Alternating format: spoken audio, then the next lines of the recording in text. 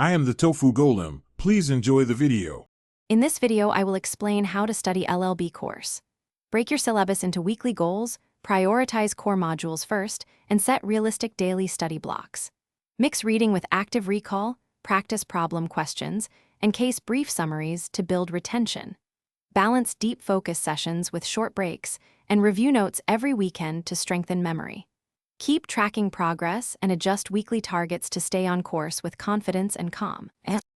Use active learning to turn passive reading into reliable recall. Brief every case with facts, issues, holdings, and reasoning, then convert briefs into flashcards for quick review. Regularly practice past paper questions under timed conditions to build exam stamina and pinpoint weak areas. Explain concepts aloud to a study partner or to yourself to reveal gaps and deepen understanding. Repeat this cycle weekly and refine methods based on results.